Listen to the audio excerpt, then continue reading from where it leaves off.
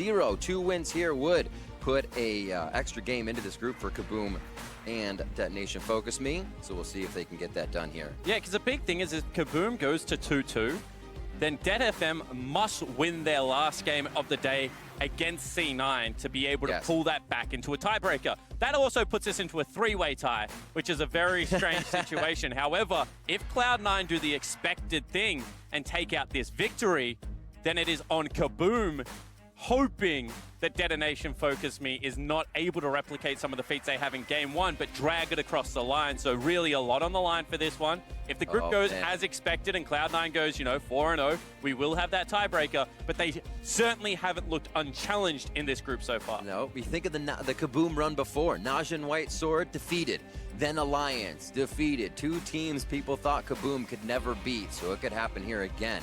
First phase of bans are done.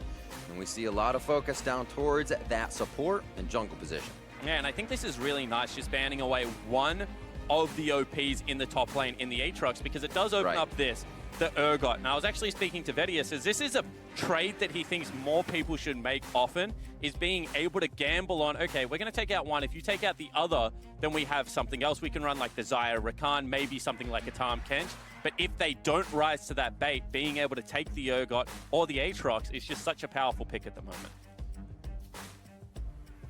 See what Licorice will have in his hands to go up against the Urgot this game. We do have the Lissandra locked in once again with that Kaisa for Sneaky. Yeah, and I wonder if it is just going to once again be the Lissandra top lane that Licorice goes towards. And this is something that I'm interested in, because the bruisers in Aatrox as well as Urgot seem to just bully around the tanks. They've got the wave clear, they've got this persistent damage. They both build Black Cleaver, so it's hard to stand up in the lanes. However, pushing mages like the Lissandra, like the Rumble, can go toe-to-toe because they're bruisers in their own right. And Licorice does seem to have a good grasp on how to play these matchups. His offense and defense, which is absurd from a rookie as well, rookie of the split, no less, of the NALCS, is amazing. And Lissandra gives him the safety, as you say, to push. You can just claw right out. We're looking at KBM Esports to lock in the LeBlanc, playmaking in the mid, and Cheetan's Tristana, a very big pickup for him. Yeah, it certainly is. However, this is a lane that we're going to see again, and not one of my favorite lanes I've seen so far at the World's Play-ins, because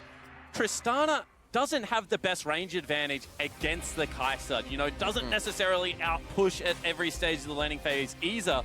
And we've just seen that if Kaisa gets towards that late game stage, is pretty unrivaled in the team fights at the moment. And Sneaky's played it a couple times already, has a couple of victories underneath his belt. One of the hard carries for this Cloud9 roster, now once again going to have a team fighting 80 carry. It's just one of those things that maybe the gauntlet has been thrown one too many times. Well, that's exactly what C9 love. It's the gauntlet, right? That's how they get here. NA's 3rd seed, the gauntlet runs.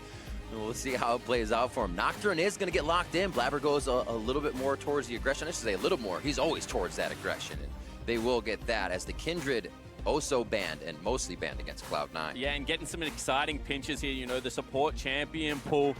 The Leona ban may hint the fact that they want to go towards something like a Rakan, maybe like an Alistar fight some fire with fire down. The Alistar actually banned away, so probably going to be the Rakan, and see whether this continues to go deep or whether they make the pivot here. What will they hit from Zeyzal? His Braum is huge, still on the board.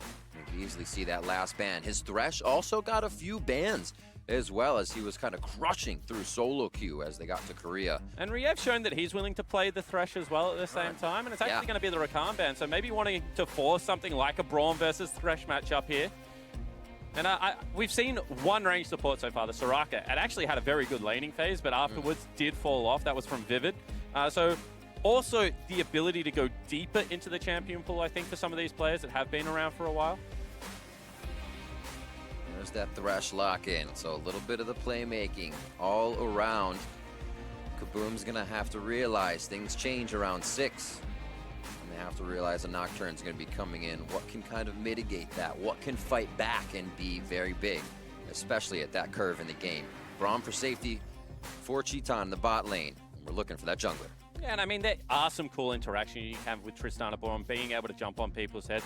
Interested in what the jungler is You know, potentially could just be a little bit of control with the Gragas. Could also be maybe just some hard farming, get something like the Olaf. I'd like to see a skirmisher like Xin Zhao, if I'm going to be honest, just because of the fact that they do have some fight-heavy lanes, but not going to be the case. No, going to be all for the team fights there and setting them up. Sejuani locked in for Ranger here. We've seen him be, I'd say, aggressive on his picks more so. Olaf and Talia so far, so now that Sejuani puts a little bit of tank in that mix. Yeah, it certainly does, and I mean, I understand why they've done it. They do need some team fight to be able to come out at the latter stages of this game, but I just think one of the ways you can look to exploit these teams is by picking the heavy brawlers. If you've got an assassin and a bruiser top side of the map, Xin Zhao makes a lot of sense to me. Also can take it to Blabber. At the same time, this is a pretty standard draft coming out of Cloud9. You know, they round it out with the Galio. They have some nice team fight. They have some great backline initiation with the fact that they've got a Nocturne as well as the Galio. And it's going to allow Blabber to play that aggressive game. So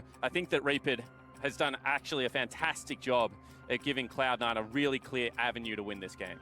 Each one of these champions is very much so, I guess Lissandra now, a wheelhouse champion for Cloud9, as you're saying. Kaboom is going to have the work cut out for him. Xanten's getting that Urgot, as we said, will be big. Can he play up against this Lissandra that I'm pretty sure most Urgots haven't matched up against yet? Yeah, absolutely. And that's one of the things about these flex picks that can really play mind games with you, is if you're not familiar with how the 1v1 goes, especially when you add things like Aftershock and Spellbook and all the variety into the laning phase, does come down to, you know, those microsecond decision making and see whether he's up to the task. Certainly had a better game this morning versus Detonation Focus Me on the Aatrox, just split pushing them to victory. Want to talk about kind of the role that Kai'Sa plays in these compositions, because one of the weaknesses of dive comps was if the support doesn't stay with the AD carry's in some trouble. Kai'Sa changed that dynamic a lot because she gets a massive shield off her ultimate and is able to follow through. We sort of paired a lot with Yasuo's and the like in the LCK because everyone was just able to get in. And I think that that puts a lot of pressure on Kaboom, because now if they mix execute once, if Galio gets in the backline, the rest of the team is going to come with them, and they don't have really an out-and-out tank outside of that Sejuani. So, you know, the likes of Chitan, the likes of Jinkedo need to be very careful in these 5v5 team fights. Gonna have to keep protection on those carries. Kaboom, the only team to represent the Brazilian region at Worlds more than once, now going up against Cloud9 again. A team that has made Worlds since their inception in 2013. And really just carrying Sneaky from that roster, but the pedigree stays for these guys. With the skill, always bringing themselves to Worlds. Can they keep a clean score here through the play-ins? Yeah, absolutely. And you can see that Cloud9 haven't dropped a game, but certainly have been bloodied on the way here. First game of the second day for them. Need to shake off some rust, maybe.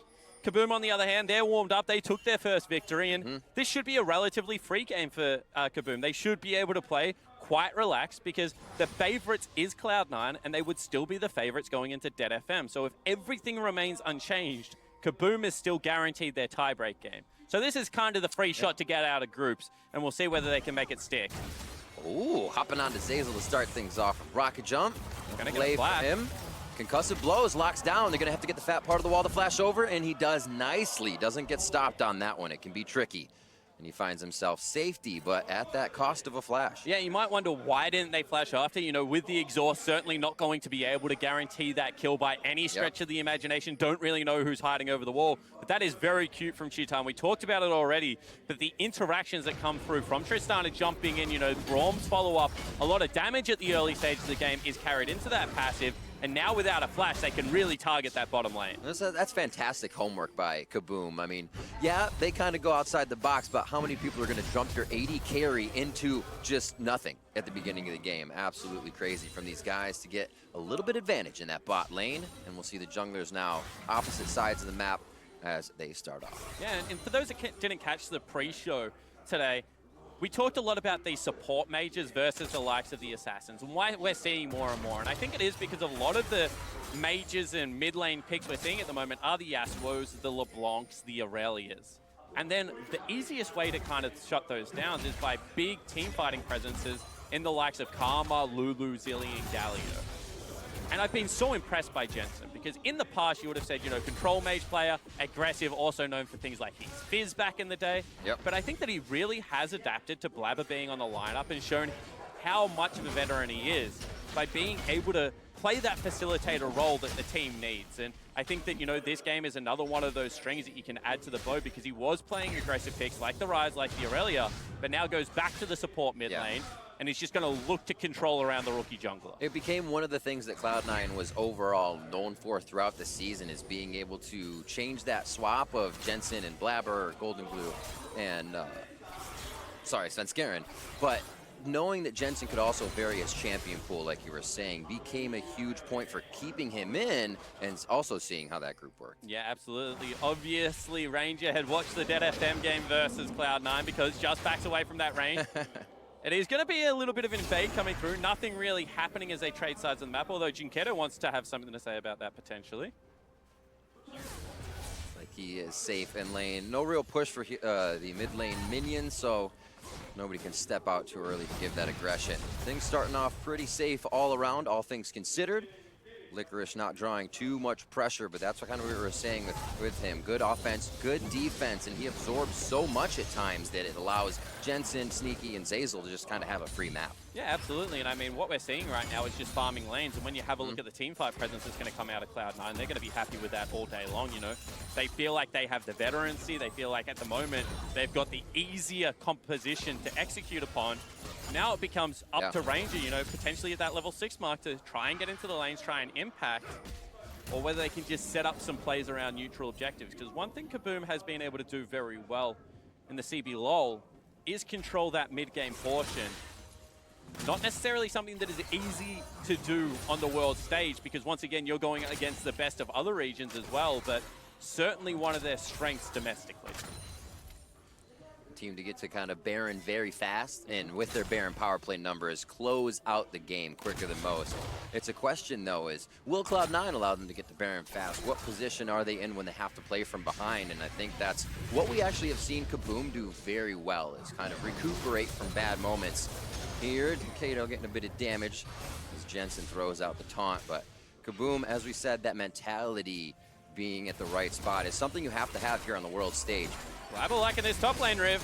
Slowly coming in. Looks like they're going to get the force flash here on Xantins. He tries to get away from the terror, but he will not. Trying to flee in the right direction, but it's not going to help anyways. Blood in the water for Blabber and Licorice. And one more time, that's just a beautiful setup. They stay persistent with their game plan, which was obviously get Licorice ahead.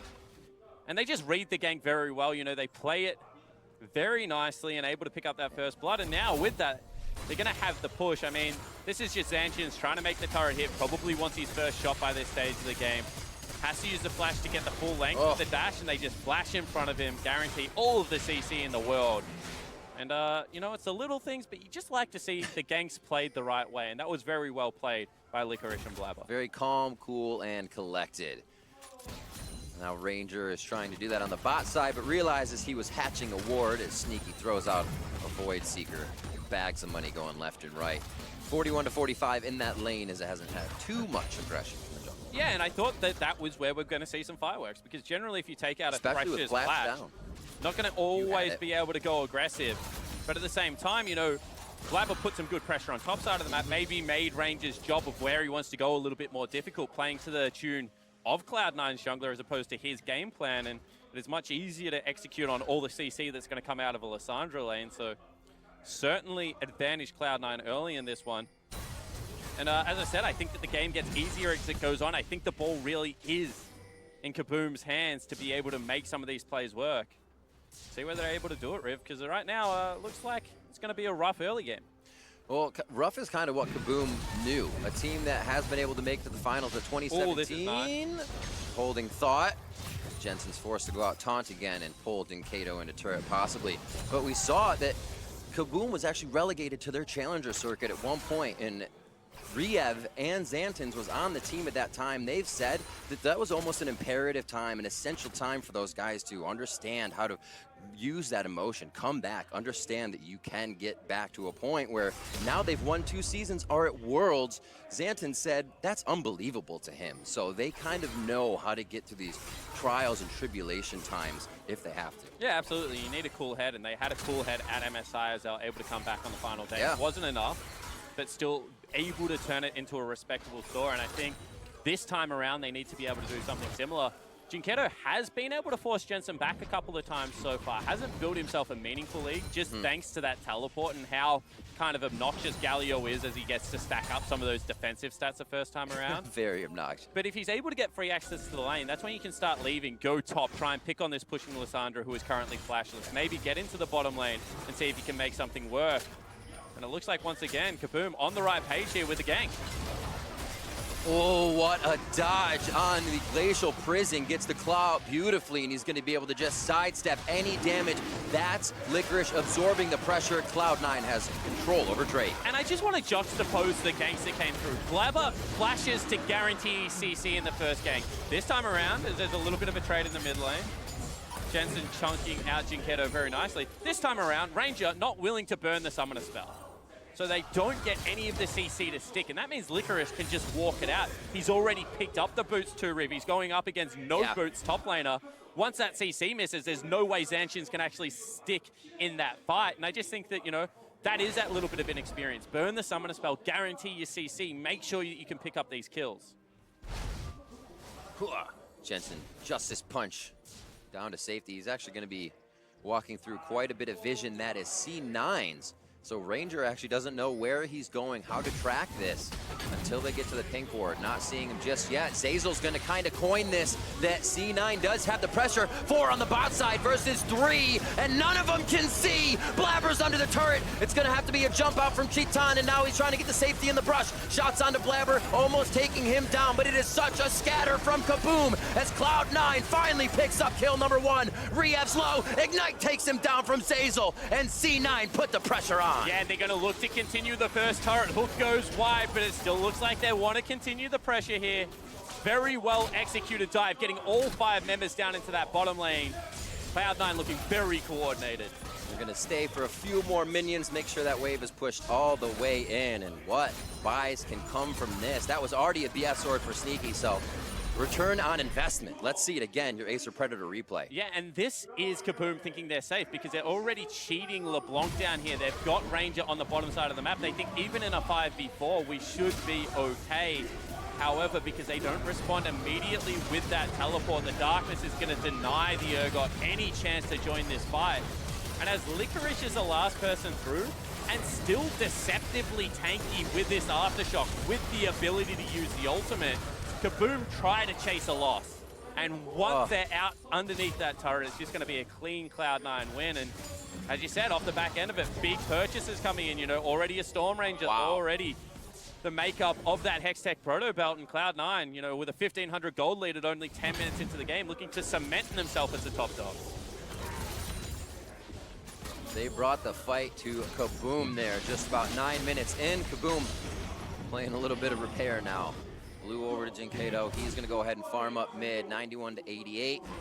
Not too bad there, but we haven't seen him have a lane. You can't kill Galio. LeBlanc wants to get these assassinations in soon. And the great thing about having a comp like Cloud9's right now is they can go towards a 1-3-1. They can set up 3 pushing lanes if the map does deteriorate quickly.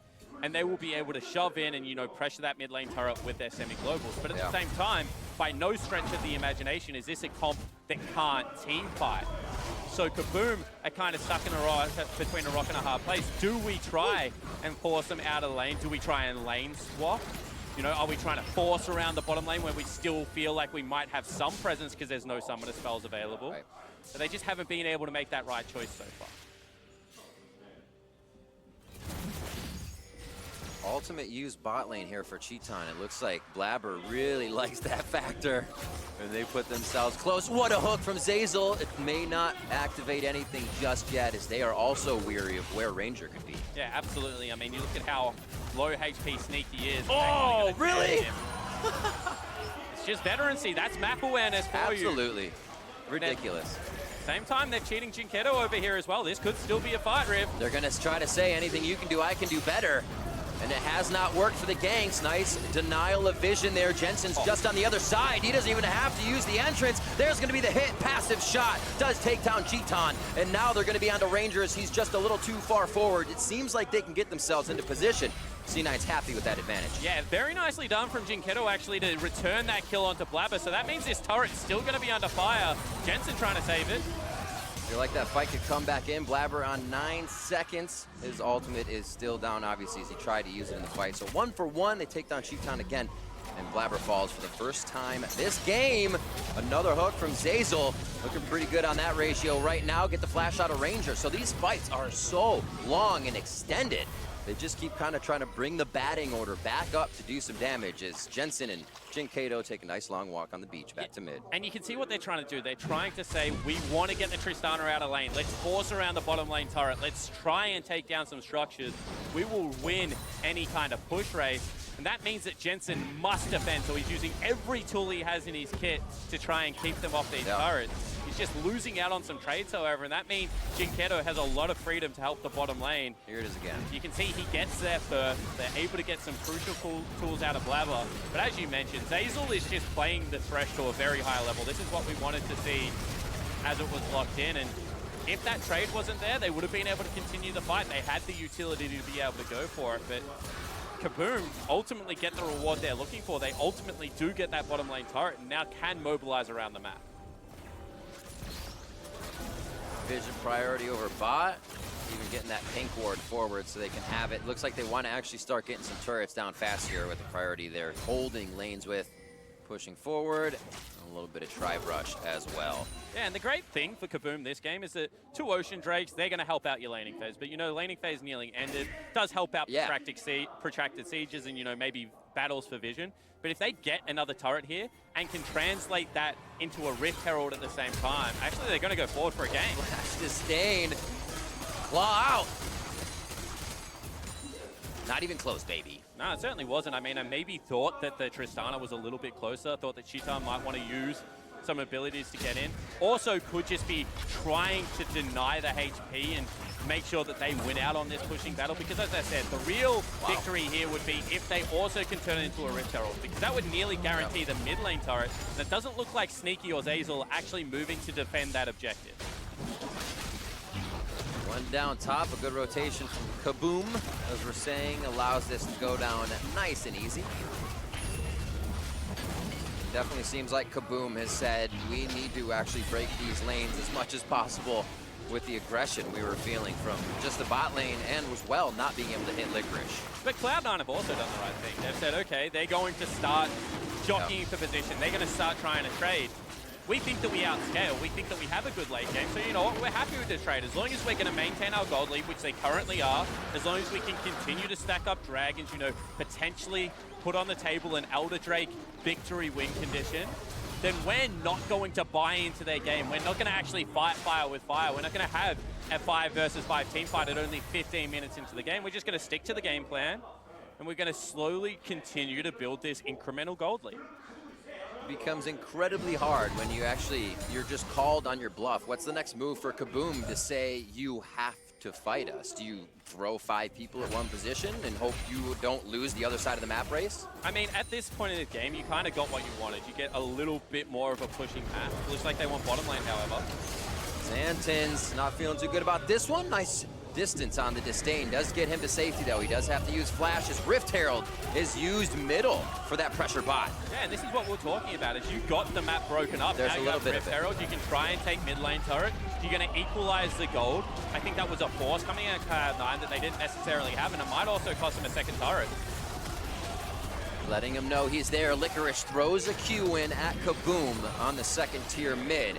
He's going to head back top lane and get some farm going on here. But KBM with a nice tactic.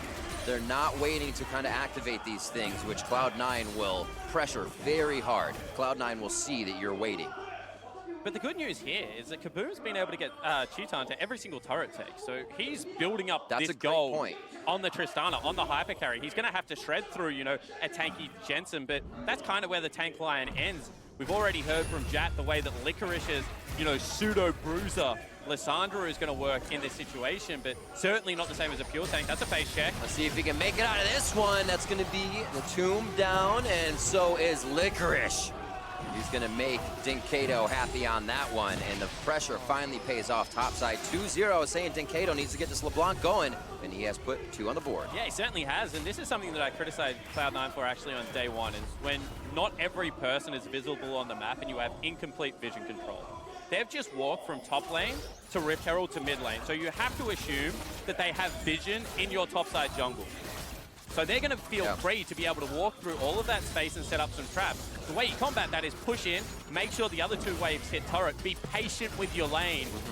Licorice a little bit impatient, face checks the brush, falls down. That guarantees some more farm. That stops the push that's going to come in this mid lane. And now it's actually KBM with a very meaningful lead just because of the last 2 mistakes that Cloud9 have made. You know, ganking Xantians in the bottom lane and also face testing that top lane brush from Licorice means that, you know, the pressure is starting to mount here. That KBM global taunt is coming back. How much does it play on C9's mentality? Probably none right now, but it's fun to think about that KBM makes these runs now, representing Brazil again, and can go through 2 extremely powerful teams to find themselves in a great position. And I still think that Cloud9 are finer in this game, right? It's only 600 gold. They're still building towards their objectives. But this early game just really has shown that the play-in regions are starting to get their macro game under control. They're starting to play at least a similar game of League of Legends. They're not just playing Deathball, if we kill them, we'll be able to win the game. You know, they're down in scoreline, but they're up 3 turrets to 1, positioning very nicely around the map. And once again, Cloud9, they've traded it for some dragons. But certainly need to be aware of KBM's ability now to take, you know, maybe a 20, 21-minute team fight and try and transition that into maybe a Baron, maybe a little bit more bottom side control, because that's what Xantian was able to do against that Nation Focus team.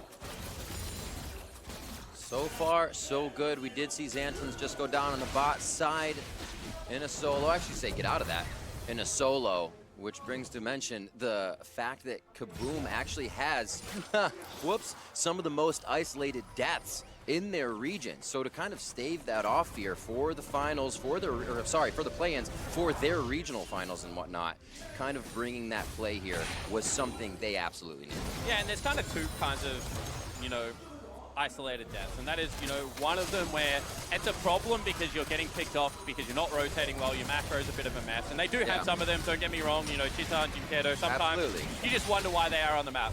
Other times you have isolated deaths because you're snowballing a mid-game hard, and maybe your mid laner says, you know what, you're pushing that turret, I'm going to try and look for the stylish outplay, and you fall down because, you know, that's just what happens sometimes, Riv. You know, you can't blame the guys. But I will say that the nice thing is as this tournament has progressed, young players like Chitan have started to be a little bit more reserved. You know, and he's 0-2-1 right now, but he's up that 20-odd CS. He's got himself to Widen. He's an Infinity Edge and maybe a Last Whisper, although not as crucial in this game without a Super Tank, away from being a big threat. And this is once again going to be an AP Galio coming out of Jensen. So even he won't really be able to stand in front of this Tristana. Yeah. I'm ready for those moments, though, of the Chitan craziness, where we see him kind of jump into the fog of war to start off a level 1 and see if somebody's there, like Blabber. But that's a calculated risk, right? Because we haven't seen any level 1 shenanigans apart from one game, which was a topside invade that came out of KBM. So they know that most teams are just fanning out. They've kind of watched through the VODs. They know that if they're going to win this game, they need to take calculated risks. And they've been able to do that so far. And once again, this is just respect. The push and pull of the map. No control. They actually go for the fight. Rinse and repeat onto Licorice.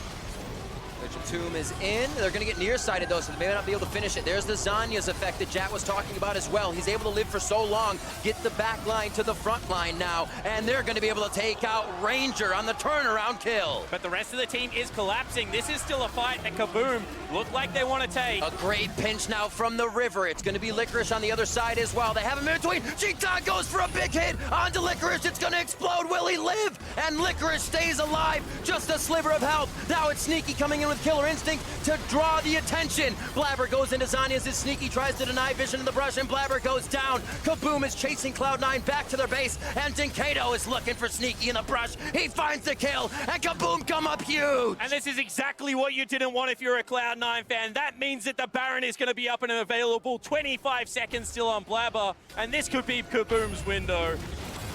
Relentless from KBM, and as you said, a little reserved in their play to make sure it can come out right. The lengthy fights are going in favor of KBM here, and Jensen and Licorice now approach Baron. Ranger just on the other side for the smite secure, so it's not exactly the 50-50. Nocturne ult is down even if Blabber comes up in 1 second. Rehab close to going down, but he gets the shield and he's safe. That's gonna be Xanten's low, Cheaton low, they're all in the pit still. Licorice forced to use the stopwatch once again as Jensen starts to take shots. And they will lose Cheaton in that fight along with Xanten. And they both live on the back end. Jensen and Licorice play that to perfection. And now maybe the shoe's on the other foot. No, Sneaky going bottom lane. They take that big sigh of relief as they force Kaboom off. Absolutely imperative play from Cloud9. It had to work, and now they have the pressure in mid lane. As you said, Sneaky clears up the bot and a bit of breathing room here after the game was just tied at 5-5 for that Baron. And that looked like it was the play, but Cheaton went over the wall. There was just a couple of things that didn't really add up there, Riv, but really you do just have to sit back and admire how well they played it. This started off a little bit ugly because Cheaton jumps in, wants Licorice, flashes forward, but pushes him away, and look how much damage he needs to pick up the kill. Just lives sub 100 health. Sneaky going in, trying to force a distraction. And that's kind of where the fight swings back, because now it's a big numbers mismatch. You know, already a member dead. Licorice forced back to base, looking for a way to teleport back in. Junkedo and Titan able to clean up the back end of the team fight. But that rush of blood, kind of the double-edged sword, because then the Baron play afterwards looked like it was going to go so well, but got very ugly quick. Here that is again as well. Because here they are, you know, Ranger's not tanking it. So they're all losing crucial health bar. And then as soon as Cheaton goes out of the pit, there's no consistent damage left. So he feels like he has to come back in. Of course, if you're behind Baron, you take increased damage.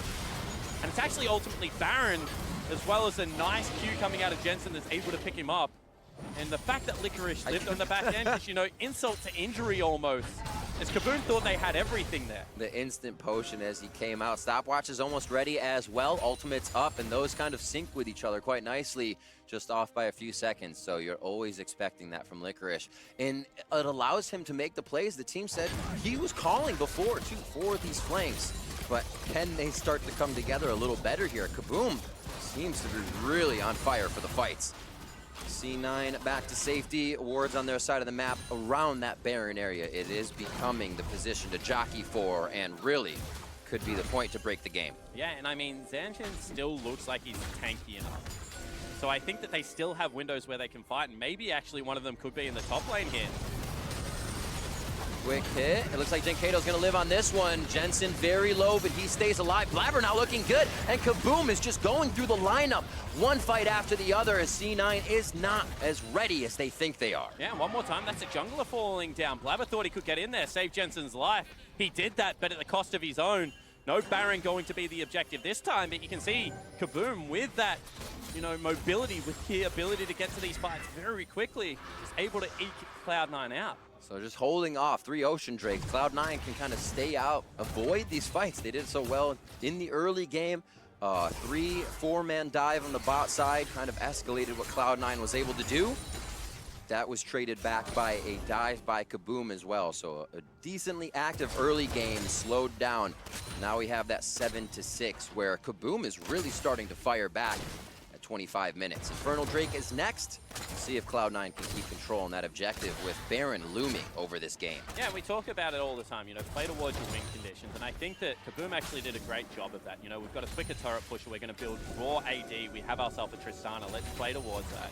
And I think that Cloud9 were doing a good job of slowing the game down, but it kind of lost sight of that in the last couple of minutes, getting caught out, and it looks like there's going to be another potential catch coming in one more time. Not too much movement for the rest of the team. Looks like it's just going to be a Lantern if possible. He's saying, I'll be down. Grab this, friend.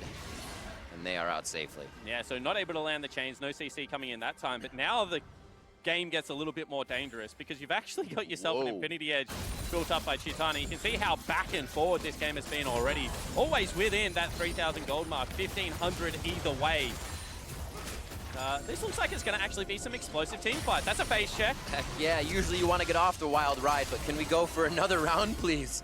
6-7, still no kills coming out of there. Stopwatches, looking at the summoner spells that are up. Zazel's flash is down, I think, actually to get safety over to Jensen on that last play. So it is going to be down to the wire here. Everybody has everything to use. Sneaky getting jumped on with Rocket Jump.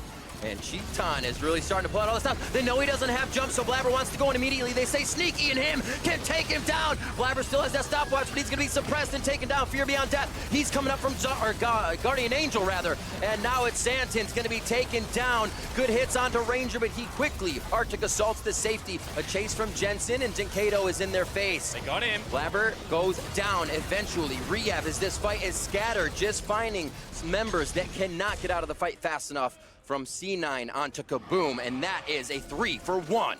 And that could be a crucial pick, actually, from Jinkado at the end, because it took down Blabber, which means the jungler not there. If Ranger can get within distance of this pit, that's going to be a smite battle that he can win. Cloud9 probably have to look for the turn here, Riv. They're getting pretty healthy as well. At least Licorice, he's staying off Baron with that Ocean Drake triple, getting him healthy. Jinkado from one side, he gets hooked. Zeyzal has been hitting all of the hooks, roping in Kaboom, and it is going to be a 28-minute Baron for Cloud9 after taking down 3 members of Kaboom in an incredibly mid-scattered fight. And they even wait for the jungler to come back up. There's going to be a great timing. Dragon in a minute, and Cloud9 finally get the team fight they're looking for. You said you wanted to see more of the aggressive Let's Cheaton. go. I said, please no. We got to see it. He jumps in and he pays the iron price. Just gets taken down. You know, you think this could be the fight they're looking for, but because of the GA, you know, no fear coming out there. Zanchin, very tanky. It takes a while for him to go down, but ultimately not tanky enough, and that's just inexperience. I said he's done such a good job of suppressing that instinct of wanting to go for the highlight reel plays. But unfortunately, that one cost him a lot. You know, it's funny because one of the first plays after watching a few VODs that I saw of him going crazy was Shox's tweet, and Cheaton is crazy, diving under the turret, doing things just like that. And man, you know it's still in there. It's still kind of lit, the fuse. He is ready to go forward. Zeyzal and Jinkado saying hello. Sneaky with a beautiful dodge there to stop the initial damage from coming in. Yeah, but the good news is that they've now pushed them towards the top side of the map. Dragon coming up in 5 seconds, so they know that they have a late rotation. There is a potential to just try and chunk this one out. It's going to be the first real meaningful Dragon of the game in that Infernal, and I'm sure Cloud9 would love it.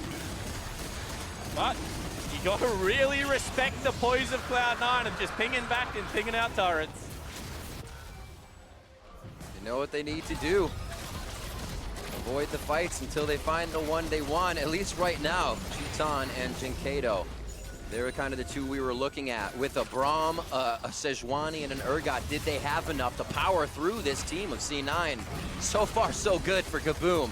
They're going to go ahead and defend the base, and we have to remember, C9, their comeback game against Detonation Focus Me was cordoned in their own base. They had a very good kind of circular, I don't even have a word for this. They had a good idea of how to get around Detonation Focus Me. And it is just Kaboom now on the side of their own base. Cloud9 has no way to get those flanks. They have no way to get Licorice around the sides. They had the trigonometry on point. All their angles for the flanks were certainly in the right position, and it's a very similar composition here that they're going to be able to use. I think the difference right now is the fact that Tristana is still where she wants to be, even though that last fight wasn't what Cheaton wanted. He dies at the start of it. He's got himself a last Whisper, and there is still room for them to just like that. That'll happen.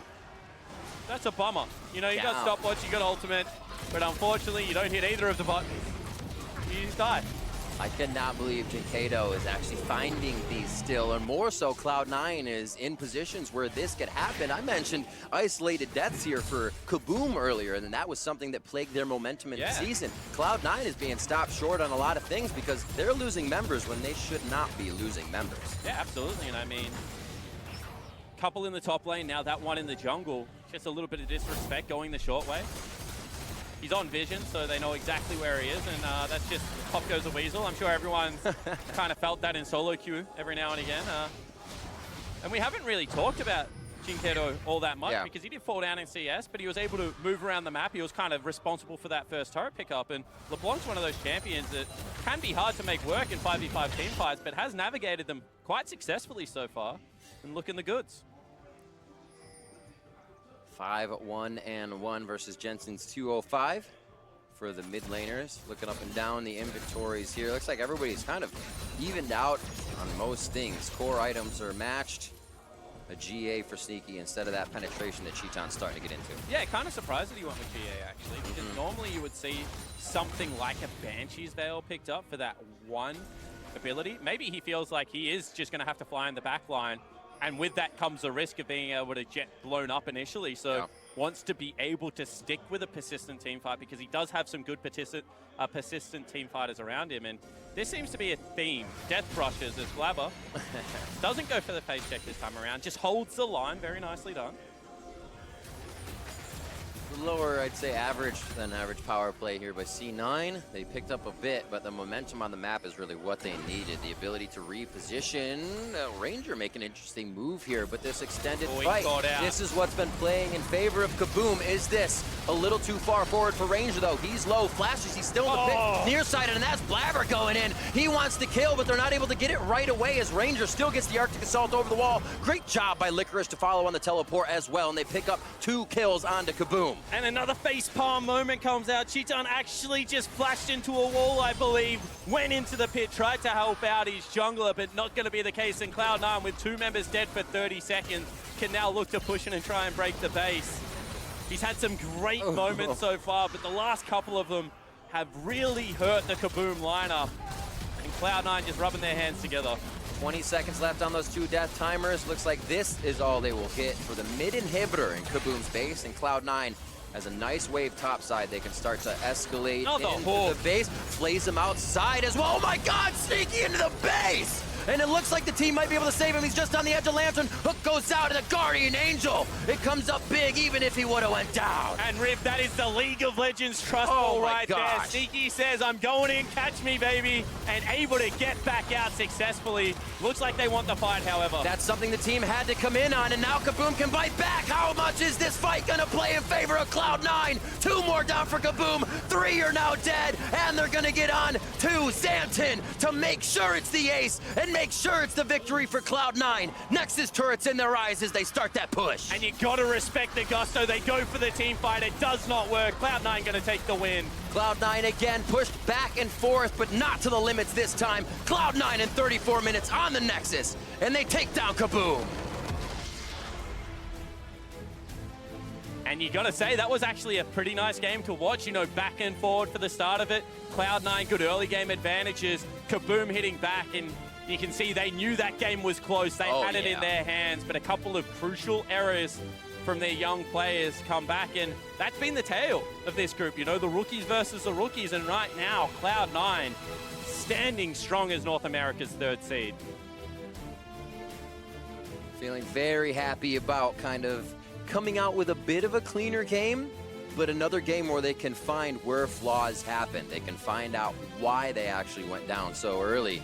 Or not down so early, but up and then fell back in that mid-game fight, all the way to 5-5 when KBM was saying, hey, Cloud9's playing a little too sure of themselves, and maybe that's what they need to start curbing. Absolutely, but I think that you do really have to applaud the draft phase, because this was a team comp that could split up on the map and collapse very easily. So once again, they just had so many avenues to be able to attack that KBM lineup, and that forces mistakes.